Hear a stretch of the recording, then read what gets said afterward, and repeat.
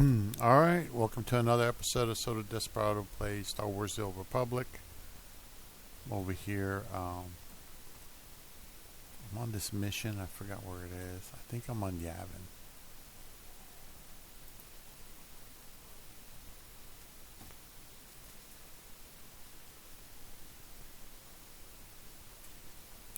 Alright, so I got a purple mission. I'm going to just follow through with the purple mission.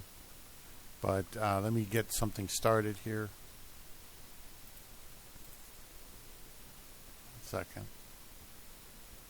I got to try to do this correctly. I don't want it to break on me. I'm hoping this works. Let me see.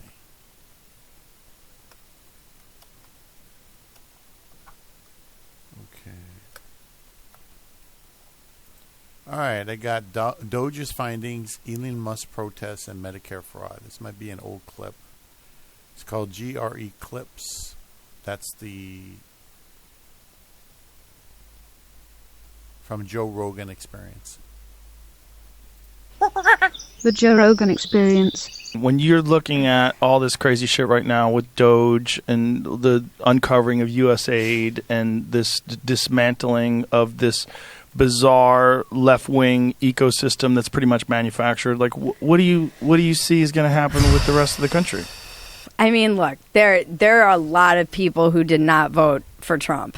You know, he won, and yes, he won every swing state. And half the country's a lot of people. Yeah, it's a lot of people. So, and I'm not sure how many of them. I wonder how many. So I have a couple questions. How many people didn't vote for Trump and wanted to and are secretly glad he won? I bet there's a pretty significant number of those people who either didn't vote or didn't vote for him but wanted him to win anyway. Ari says that. Ari says that New York City is like relaxed. Yeah. It's like everybody was relaxed after the election. Like even the liberals are like, whew. Yeah, thank God. They're like, woo. Yeah, like, thank you, God, you saved me from myself. Yeah, exactly. Because God doing for us what we can't do for ourselves. Yeah, so there's that, I wonder. But then I do wonder how many of the people are, what I worry about is how much mental, this is where I get mad at the media for presenting this like, this is Hitler. We're having it notched up to 11 for the past 8 years. And now you've got this, because he was put in, it's almost like that energy has been transferred to Elon now. Because now, did you see the Elon protests? They're protesting Elon. They're literally standing out there with signs that say, arrest Elon Musk. Listen, I guarantee it's organized. I guarantee it's organized by the same people that are going to lose a shitload of money based on all these discoveries at DOGE. There's no way they're not. If you look at what DOGE is uncovering, what they're uncovering with this USAID stuff, a lot of that stuff was organizing through NGOs protests. They organized the attempt at getting Trump impeached. I thought you were going to say killed. They organized the impeachment. That's come out. They also USAID spent $50 million on the lab that invented coronavirus. Right. Yeah, there's a lot of money involved in this not working. And when you have a lot of money involved, you're going to have organized protest. When you see protests, we all want to think protests like the 1960s. Yeah, fight the war, man. It's like organic, like peace, love, and hippie shit. But that's not what this is. What this is organized, funded protests where someone is spending a lot of money and they're mobilizing other NGOs. They're using their access to these mailing lists and all these different things. They're putting these things together. Yeah, but do you think that the average liberal person, do you think that they're going to wake up and come around? Or do you think that they're going to be in like agony for 4 years and be... What if it works? Like, what if the world gets safer, the country gets safer, the economy improves, and they don't attack civil rights, women's rights, gay rights, all these things that everybody's worried about. And then at the end of it, you realize like, hey, maybe I was wrong. I mean, that's my question though. Are they capable of that kind of self-reflection? Well, we're saying they as if it's like one different, like one kind of person. No, I mean... There's so many different people in they. Agreed. I mean, when I say they, I mean people who have bought into the idea that this person is going to make everything worse and we're going to slip into a fascist technocracy. Some of them. Some of them are going to slip right into it. Some of them are going to wake up and come around. It's a test. It's a test of character. It's a test of objectivity. It's a test of introspection. There's a lot of things that are going to happen where people are going to have to wonder, like, what was I rooting for? When I was rooting for this progressive liberal government, what was I actually rooting for? Was I rooting for warmongers who were making insane amounts of profit by funding overseas wars? Yeah. What was I rooting for? Was I rooting for a basic theft of our tax dollars that's gone to all these like completely useless endeavors that were only set up as ways to pilfer money? Or the fall of America. Yeah. This is a weird thing to like hate your own country so much that you want it to fall, or the dismantling of the kind of West as we know it. Yeah. I think there is a feeling that Elon might have saved the West. Yeah. I feel like at least he's trying to. I think he did, but just by buying X. But isn't it funny that he got forced into it? I think there's like something kind of ironic. Funny because he was trying to get it at a lower price because he knew that they were bullshitting about the amount of bots. Well, and then they came out yesterday and now it's profitable. Yeah. There was like a whole article about how he turned it around. Of course it's going to be profitable. He's smarter than you. He is smarter. He also knows that we are all tapped in. Oh, yeah. I can't stop it. Don't you think we're all in echo chambers though, like Sure. you said? How do you stay outside of yours? Drugs. Oh, that's true. That helps a lot. No, I'm kidding. You just got to be recognized like you're thinking. You have to have a process. What's your process? I live by the Joe Rogan school of interneting. How's that? I take all your advice. I don't read the comments and I post and ghost. That's good. I don't like get in there and That's good. I definitely do that. And then I think of like, what do I really think about something and why do I think about it that way? And I try to go, is it because it's self-serving? Is it because I've said it in the past and I want to be right? What is it? Like what makes me believe what I believe? Yeah. And then you have to do a deep dive and all the goddamn arguments back and forth to figure out who's right. And all the logic and the and see people ignoring certain core facts. Like this is the most fascinating thing about this USAID thing to me is how people on the left are completely ignoring all the rampant, obvious corruption and conflicts of interest in the government funding non-government organizations that in turn fund the government. Yeah. Like, that's so crazy. And anybody that doesn't think that's crazy, it's like, what do you love money influencing everything in your daily life? Don't you think that maybe we have a problem in that we have a huge deficit? And if part of our huge deficit, we're spending fucking billions of dollars every year on horse shit? Yeah. I mean, that is my issue with people being like, see, it is the like political thing isn't right, which is true. It's important to be accurate, but it's also like, yeah, but there's this money shouldn't be spent this way. No. So just because this thing is maybe not true, you're pointing to this one thing that could be people are misrepresenting, but there's a much bigger problem you seem to want to just sweep under the rug and say, oh, like you guys are just crazy for noticing all these connections. But didn't they make them stop or something? Did they freeze their ability to? Frozen. Yeah. These kids are nuts. That guy who like found the scroll, how to read the scroll from Pompeii. Scrolls from Pompeii. Yeah, using AI. Yeah. Yeah. No, they're wizards. That's the kind of people that you want digging into this stuff. Yeah. And that's why Elon got them. I mean, he knows what the fuck he's doing. It's all very strange because it's you're dealing with so many things that are happening at the same time. You have this technology that was never available before that is allowing people to freely express themselves online, right? And then you have this maniac billionaire who buys the biggest one and makes it the Wild West again. And then you have government being exposed for what it is. So you have all these fucking NGOs, this web of, we talked about it yesterday, this web of 55,000 different NGOs that were supporting all these liberal causes that were all completely intertwined. And they had to use software to find that and to figure it out. Yeah. So they're finding out that this is like this complicated propaganda network that existed. Look, that's not good. No. That's not good for anybody, left or right, because it's money. It's just money being used in a way. Not only that, here's the thing. Like people like saying like the $10 billion, it's only $10 billion. So like that kind of shit. What about the fucking people in Maui?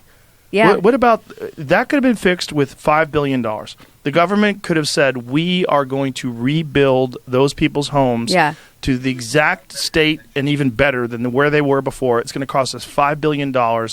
All the money that we're sending over to Ukraine, all the money that we send to Israel, all the money we send to all these different organizations that work with USAID in the tune of billions and billions and billions of dollars. They could have done that.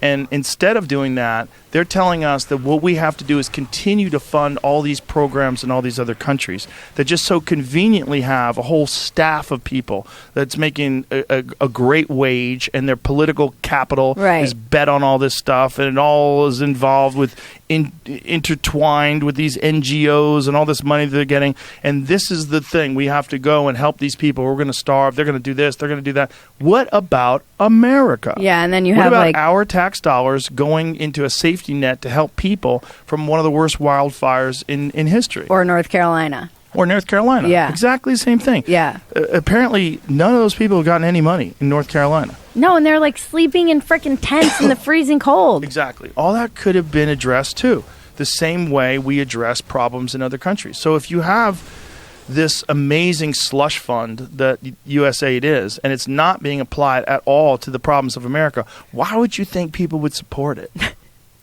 Yeah. Why would we support it with our tax dollars when we know that the country's massively in debt? Well, and it's like I appreciate that there are so many problems. I think I do feel like for the first time ever, there is an actual transfer of power. Like every single election through my lifetime, there's been all the normal fighting between the two parties, and then the election happens and one party wins, and then nothing changes. Yeah. And you just keep sliding and sliding and sliding and sliding, and everybody says they're going to do something and no one does anything. And then you have fucking Elon come in like a wrecking ball, and a very motivated and Trump who seems organized this time, and they actually feel like they're making changes that, by the way, American people want. Yeah, like the border. They fixed the border overnight. I know.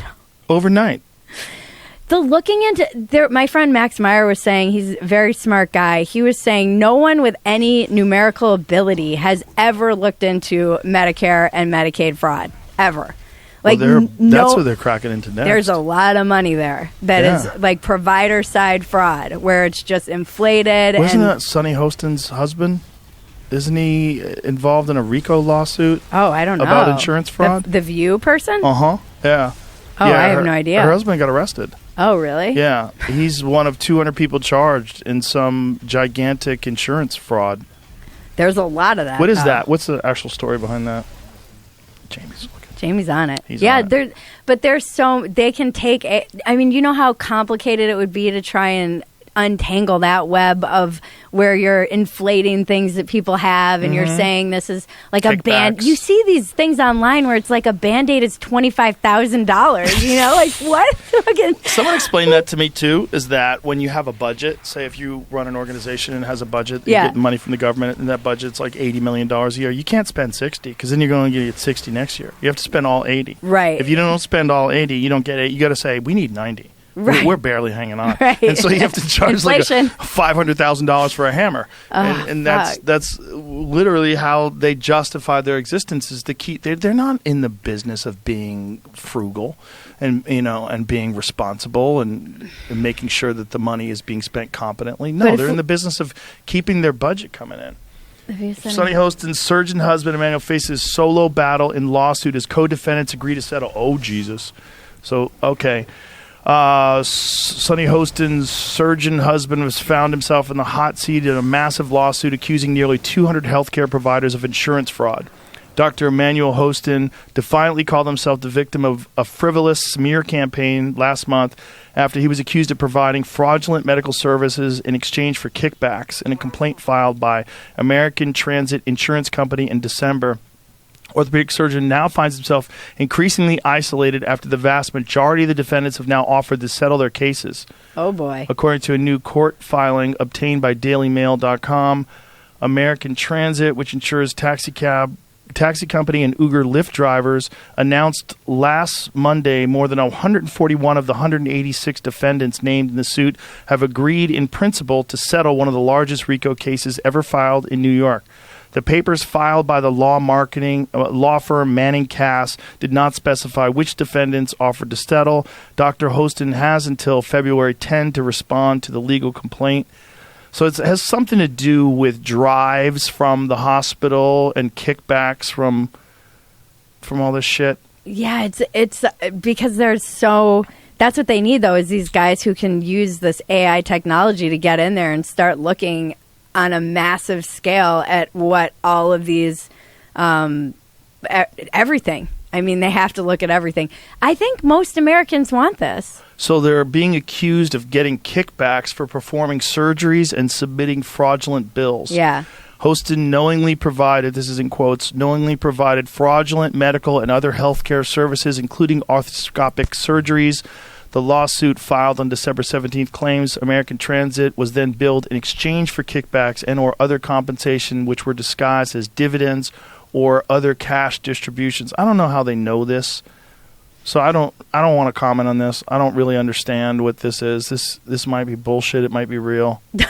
But I do know that doctors... But this happens all the time. I mean, maybe not this, but there's provider side fraud that is very well known, and people have been called out for it.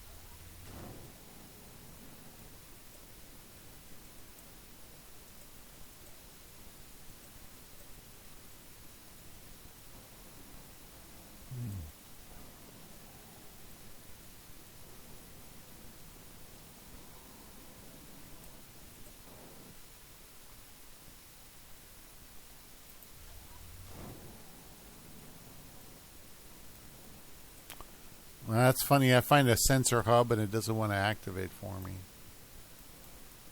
I don't know. Maybe somebody else triggered it. But let me see if I can get out of here.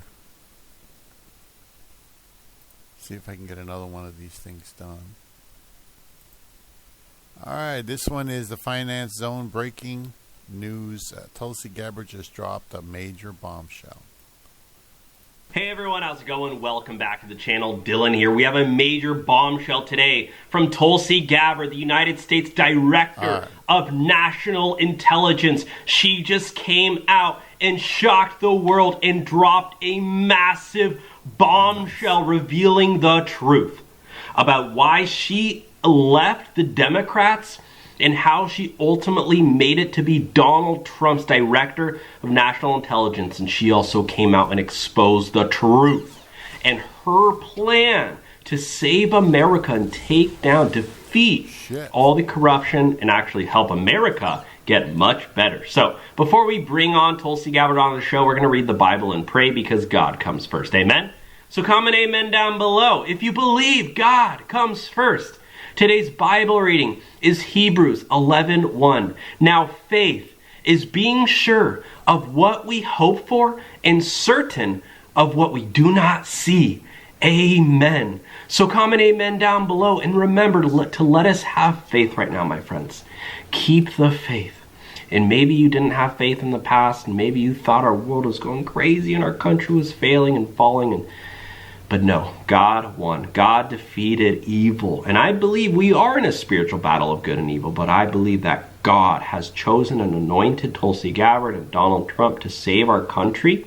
We really do. We are going on such a horrible path, but look how great our country is already becoming, my friends. So, without further ado, let's bring on Tulsi Gabbard. Okay, so Tulsi just went on Fox News with Laura. She described going from Democrat to Trump DNI. Let's tune in, guys. Welcome back to My View. One of the newest members of our country's national security team, Tulsi Gabbard, has carved probably the most unique path to her current role. From presidential candidate to disillusioned Democrat, and now one of our nation's staunchest defenders during President Trump's second term. She's bold and strong and won't let anything stand in her way. But I'll let her tell you herself. Well, the official director of national intelligence, Tulsi Gabbard, it's sort of amazing. If you look back 5 years ago, you ran for president as a Democrat. Yeah. Could you ever have pictured that you would right now be sitting as part of Donald Trump's administration? It's not something that I pictured back then. And quite frankly, it wasn't something that I pictured even a few months ago.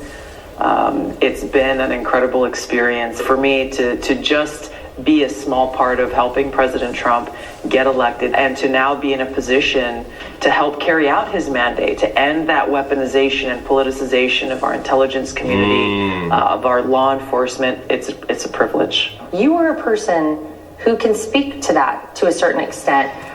You are also the first female combat veteran to be director of national intelligence. Yeah, they can't call Trump any more misogynistic. He literally picked Tulsi Gabbard to lead national intelligence, guys. Does your past experience help you in this role, and what are you taking from what you've done in the past and utilizing it now? Shortly after criticizing Vice President Kamala Harris, who had just become candidate Kamala Harris after President Biden stepped aside, I was very quickly placed on this little-known domestic terror watch list called Quiet Skies. There's a long story I can tell you there about what that entailed with surveillance and federal air marshals being tasked with an active targeting package. It really speaks to how these institutions that exist to ensure the safety, security, and freedom of the American people being weaponized against the American people actually creates a greater national security risk.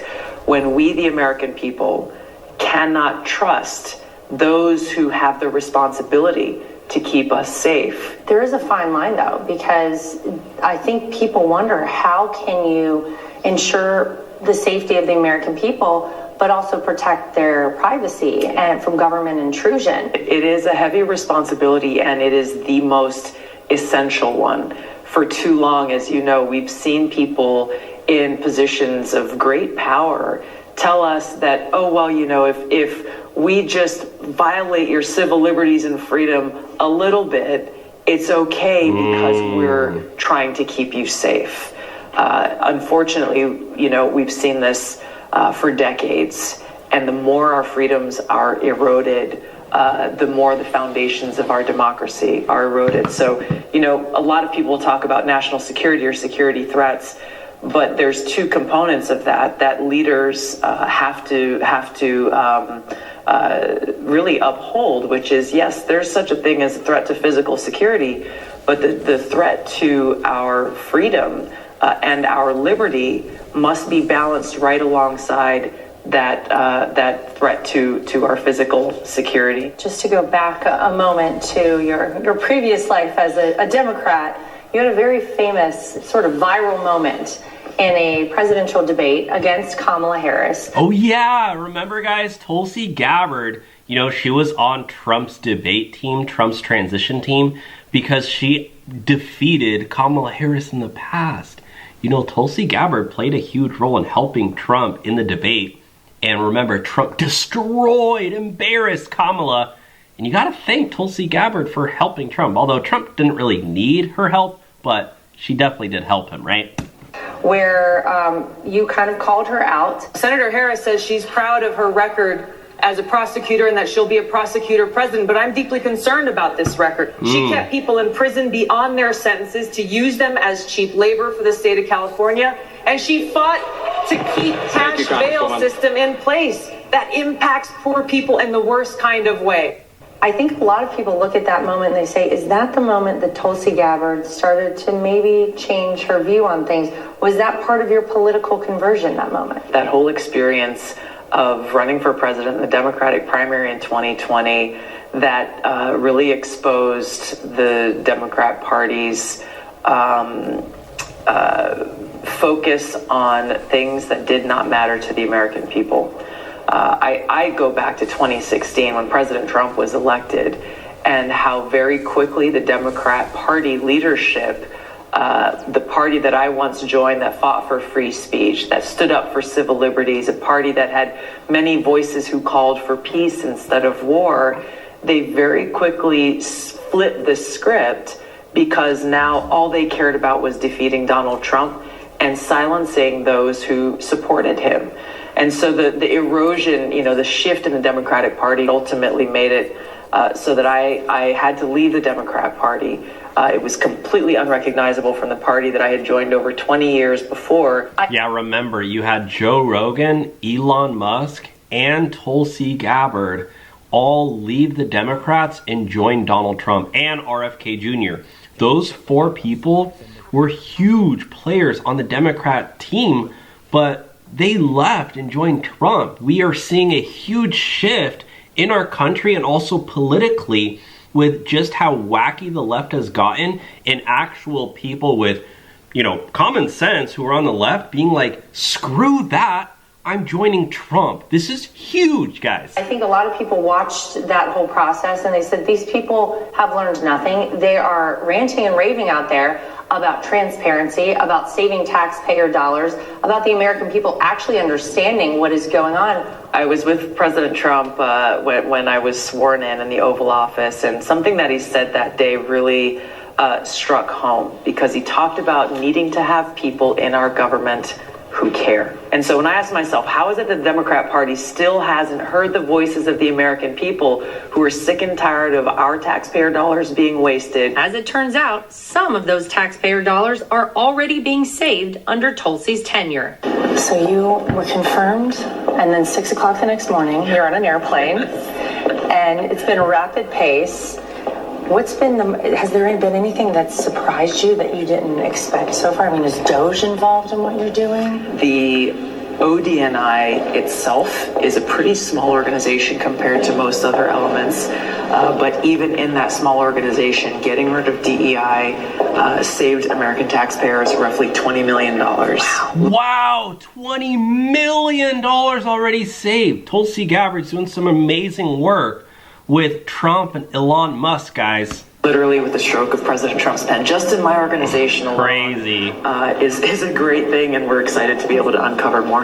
Yeah, we'll take that for sure. Now, solidly on President Trump's team, she's making clear common sense is making a comeback. Joe Biden once said that white supremacy was the single greatest terrorist threat to our homeland.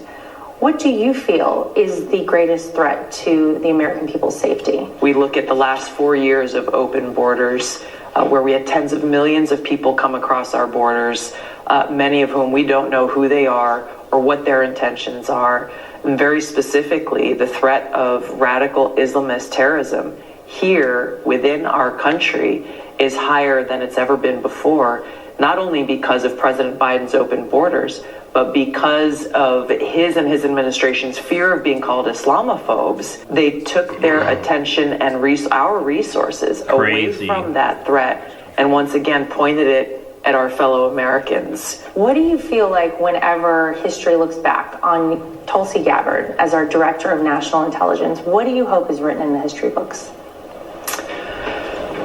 That I will have made an impact on rebuilding the trust that the American people deserve to have in these institutions that exist to serve the people.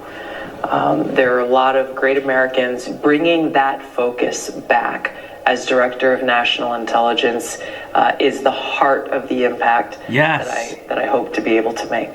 Yeah, we really needed, a powerful person to lead our military again, because keep in mind, we've had such a wide open border, tons of people coming in, including people on the terrorist watch list, and we had Joe Biden and Kamala Harris leading our country. I'm actually surprised nothing worse happened.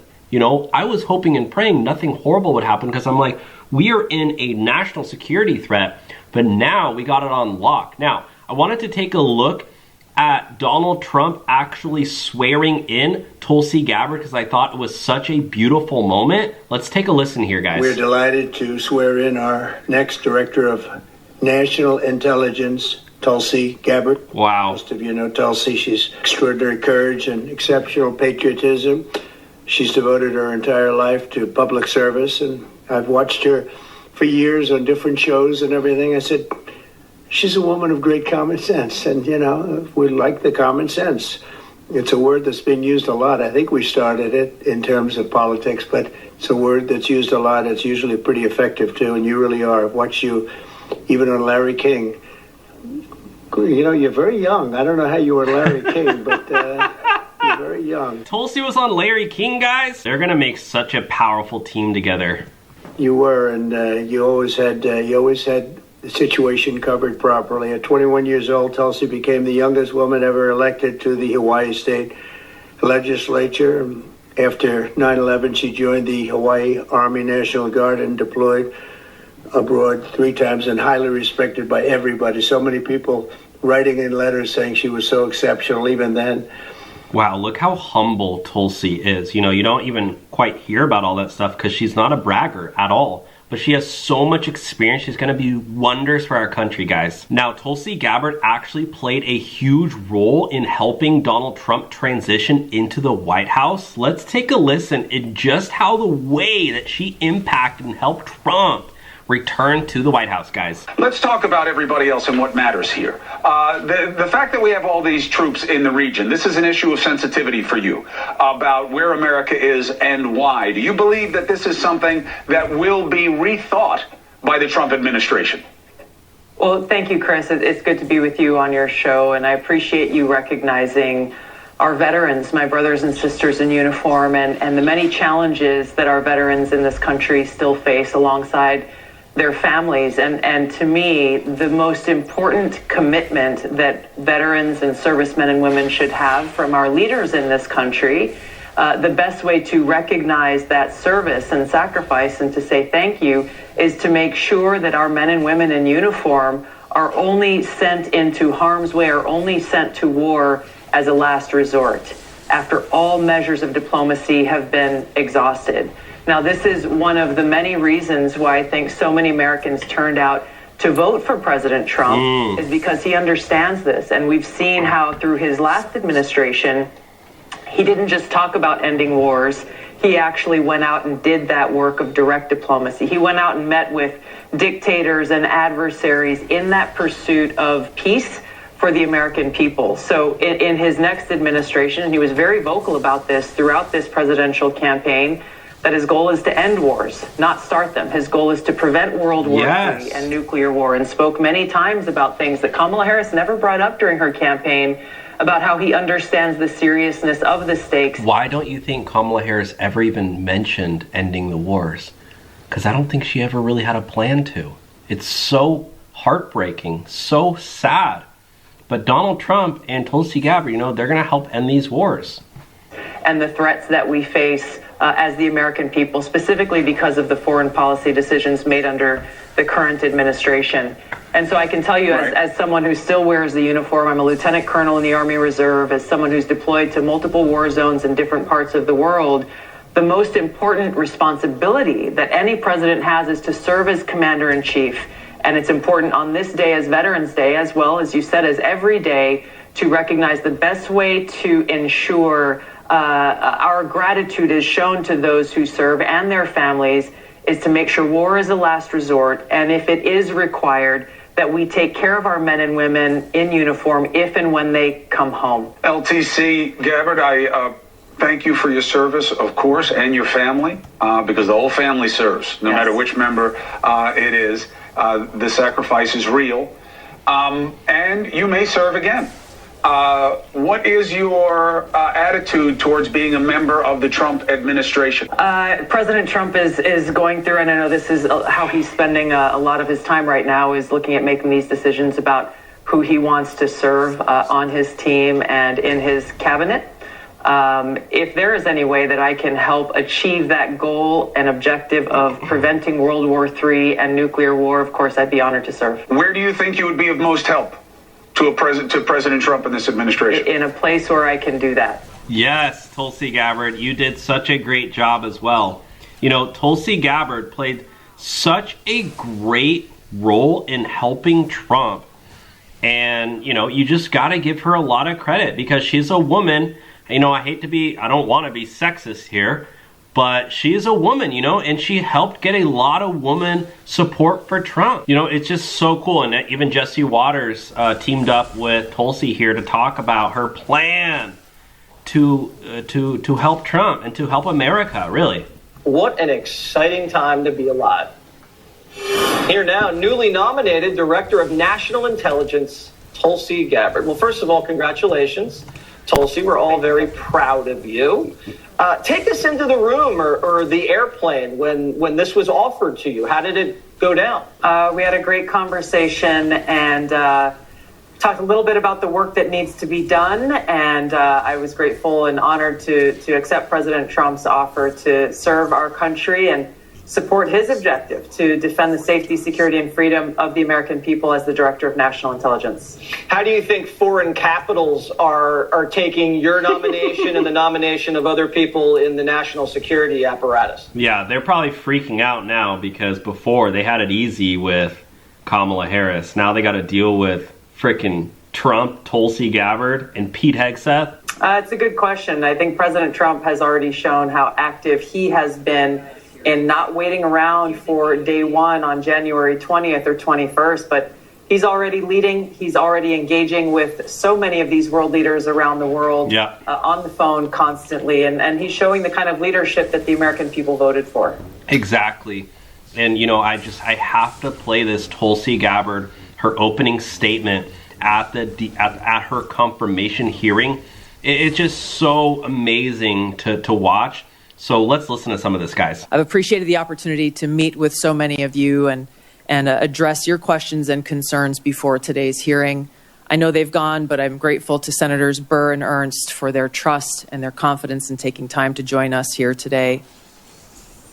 To my husband, Abraham, my family, friends, fellow veterans, Medal of Honor recipients, and patriots, thank you for your love and support.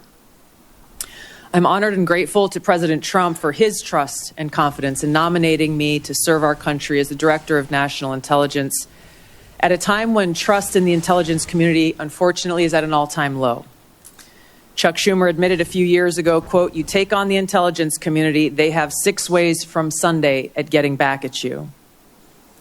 For too long, faulty, inadequate, or weaponized intelligence have led to costly failures and the undermining of our national security and God-given freedoms enshrined in the Constitution. The most obvious example of one of these failures is our invasion of Iraq based upon a total fabrication or complete failure of intelligence. This disastrous decision led to the deaths of tens of thousands of American soldiers, millions of people in the Middle East, mass migration, destabilization, and undermining of the security and stability of our European allies, the rise of ISIS, strengthening of al-Qaeda and other Islamist jihadist groups, and strengthening Iran. Here are just a few other examples. The American people elected Donald Trump as their president not once but twice, and yet the FBI and intelligence agencies were politicized by his opponents to undermine his presidency and falsely portray him as a puppet of Putin. Title I of FISA was used illegally to obtain a warrant to spy on Trump campaign advisor Carter Page, using a Clinton campaign-funded false dossier as their so-called evidence. Biden campaign advisor Tony Blinken was the impetus for the 51 former senior intelligence officials' letter dismissing Hunter Biden's laptop as disinformation specifically to help Biden win the election. Former DNI James Clapper lied to this committee in 2013, denying the existence of programs that facilitated the mass collection of millions of Americans' phone and internet records, yet was never held accountable. Under John Brennan's leadership, the CIA abused its power to spy on Congress, to dodge oversight, lied about doing it until he was caught, and yet has never been held responsible. Under Biden, the FBI abused its power for political reasons to try to surveil Catholics who attend traditional Latin Mass, labeling them as quote-unquote radical traditionalist Catholics. Personally, just 24 hours after I criticized Kamala Harris and her nomination, I was placed on a secret domestic terror watch list called Quiet Skies. Sadly, there are more examples. The bottom line is this must end. President Trump's re-election is a clear mandate from the American people to break this cycle of failure, end the weaponization and politicization of the intelligence community, and begin to restore trust in those who've been charged with the critical task of securing our nation. If confirmed as DNI, I will do my very best to fulfill this mandate and bring leadership to the intelligence community with a laser-like focus on our essential mission, ensuring the safety, security, and freedom of the American people. As the President's principal intelligence advisor, I'll begin by leading by example, checking my own personal views at the door, and committing to delivering intelligence that is collected, analyzed, and reported without bias, prejudice, or political influence. I enlisted in the Army because of the horrific terrorist attack on September 11th and volunteered to deploy to Iraq in 2005, where I served in a medical unit. After nearly 22 years in uniform with 3 combat deployments to the Middle East and Africa, I'm now a lieutenant colonel in the U.S. Army Reserve, where I serve as a battalion commander of soldiers in Oklahoma, Missouri, and Arkansas. I served in Congress for 8 years on the Homeland Security, Foreign Affairs, and Armed Services committees. And it's my experience in the military and in the halls of Congress that have given me a deep understanding of the complex challenges that our nation faces, in both roles engaging with world leaders, in both roles being privy to highly classified intelligence. So I know firsthand how essential accurate, unbiased, and timely intelligence is to the President, to Congress, and to our warfighters. I also know the heavy cost of intelligence failures and abuses. Senator Collins, you led the creation of ODNI specifically to address those intelligence failures of 9/11 and Iraq's so-called WMDs. The need for the ODNI under strong leadership still exists today. If confirmed, I'll bring my experience and fresh eyes to leading the intelligence community. And my day one priorities will be to assess the global threat environment, identify where gaps in our intelligence exist, integrate intelligence elements, increase information sharing, and ensure that unbiased, apolitical, objective collection and analysis to support the President and policymakers' decision-making occur. I'll work to end the politicization of the intelligence community and ensure there is a clear mission focus in the IC on its core mission of this unbiased, apolitical collection and analysis of intelligence to secure our nation. I'll work to rebuild trust through transparency and accountability. This is a national security imperative. And I'll work to assess and address efficiencies, redundancies, and effectiveness across ODNI to ensure focus of personnel and resources is on our core mission of national security. Now, in my meetings that I've had with many of you, you expressed bipartisan frustration about recent intelligence failures as well as the lack of responsiveness to your requests for information. Whether it's the surprise October 7th Hamas terrorist attack, to the sudden takeover of Syria by Islamist extremists, failures to identify the source of COVID, anomalous health incidents, UAPs, drones, and more. If confirmed, I look forward to working with you to address these issues. Ensuring the safety, security, and freedom of the American people is a mandate of leadership that rises above partisan politics. If confirmed, my commitment to the President, to you, and to the American people is this: I will do my very best to find the truth, no matter where it leads, and share that truth with President Trump, his advisors, and you in Congress, providing you with that unbiased, timely, and accurate intelligence as you make the tough decisions that'll impact the safety, security, and freedom of the American people. Now, before I close, I want to warn the American people who are watching at home. You may hear lies and smears in this hearing that'll challenge my loyalty to and my love for our country. Those who oppose my nomination imply that I am loyal to something or someone other than God, my own conscience, and the Constitution of the United States, accusing me of being Trump's puppet, Putin's puppet, Assad's puppet, a guru's puppet, Modi's puppet, not recognizing the absurdity of simultaneously being the puppet of 5 different puppet masters. The same tactic was used against President Trump and failed. The American people elected President Trump with a decisive victory and mandate for change. The fact is, what truly unsettles my political opponents is I refuse to be their puppet. I have no love for Assad or Gaddafi or any dictator. I just hate Al-Qaeda. I hate that we have leaders who cozy up to Islamist extremists, minimizing them to so-called rebels. As Jake Sullivan said to Hillary Clinton, quote, Al-Qaeda is on our side in Syria. Well, Syria is now controlled by an Al-Qaeda offshoot, HTS, led by an Islamist jihadist who danced in the streets on 9/11 and who was responsible for the killing of many American service members.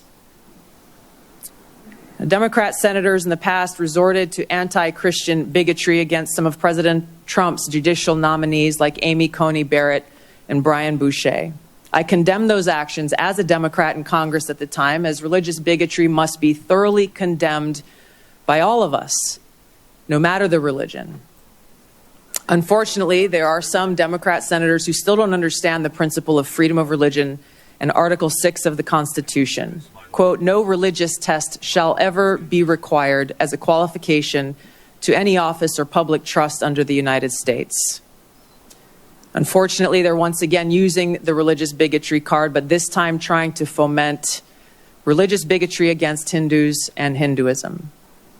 If anyone is sincerely interested in knowing more about my own personal spiritual path of Hinduism, I welcome you to go to my account on X, where I'll share more on this topic. If confirmed as Director of National Intelligence, I will continue to live by the oath that I have sworn at least 8 times in my life, both in uniform and as a member of Congress. I will support and defend our God-given freedoms enshrined in the Constitution of the United States against all enemies, foreign and domestic, and I will bear true faith and allegiance to the same. Thank you very much for your time. I look forward to your questions. So there you have it, my friends. Absolute bombshell today from Tulsi Gabbard, guys. She is doing such an incredible job. Say a prayer for her. I think she's going to be doing incredible things and helping keep our country safe, which is super important. You know, safety first, right? That's why they say safety first. I'm glad we actually have people who I can, you know, feel peace with that are trying to help keep our country safe. So thanks for watching today's video, guys. Take care. God bless. Make sure to hit that subscribe button if you haven't already to be notified when I post more videos. God bless. We'll talk to you soon.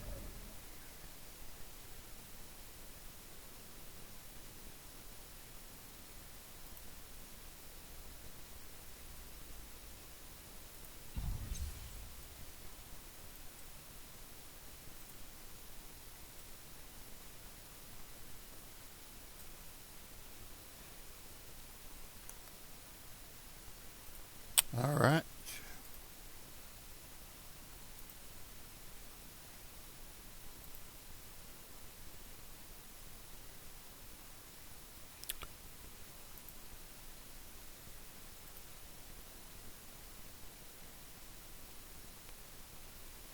Well, I'm glad that the recording didn't break this entire time, not even once, which is really good. For a moment there, I thought we were pretty much up the creek.